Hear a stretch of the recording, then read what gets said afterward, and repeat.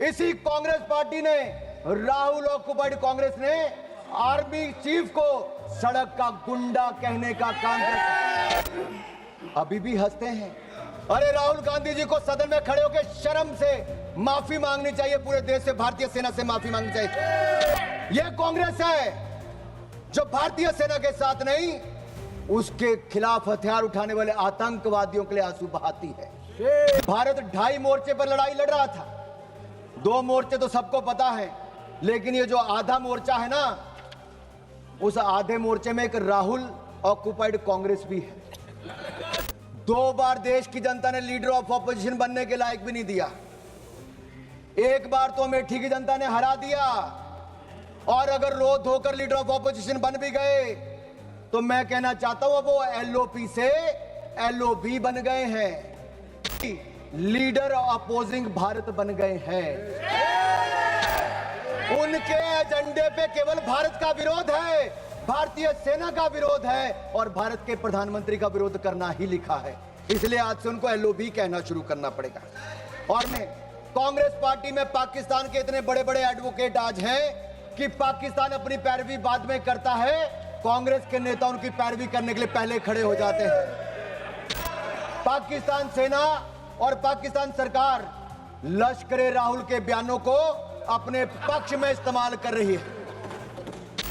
मुझे पहले लगता था इनको दिक्कत मोदी जी से है, लेकिन अब मुझे पूर्ण विश्वास है इनकी दिक्कत मातृभूमि से भी है। और मैं विपक्ष के लोगों को कहना चाहता हूं, राहुल जी तक संदेश जरूर पहुंचा देना।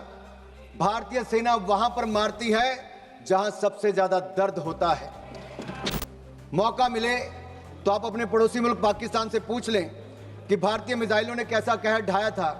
2.5 महीने बाद भी रहीम खान एयरबेस पर आज बैलगाड़ी चलाने लायक भी नहीं बचे। 26/11 के हमले में जो कांग्रेस इंतजार करती रही कि शायद दुनिया की कोई और ताकत आपको परमिशन देगी, We will not wait for the permission. We will strike with precision. हमने किसी का इंतजार नहीं किया।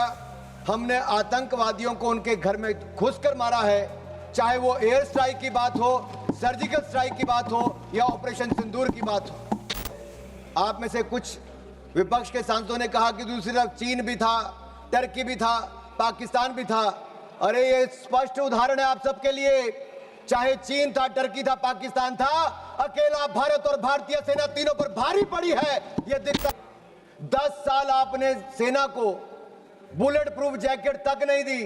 नरेंद्र मोदी जी की सरकार में मात्र 3 सालों में 2 lakh bullet proof jacket make in India बनाकर हमने दी है। आपने 10 सालों में नहीं, 30 सालों में आपने 1 रैंक 1 पेंशन नहीं दिया। नरेंद्र मोदी जी की सरकार ने 1 रैंक पेंशन की मांग को भी पूरा किया है।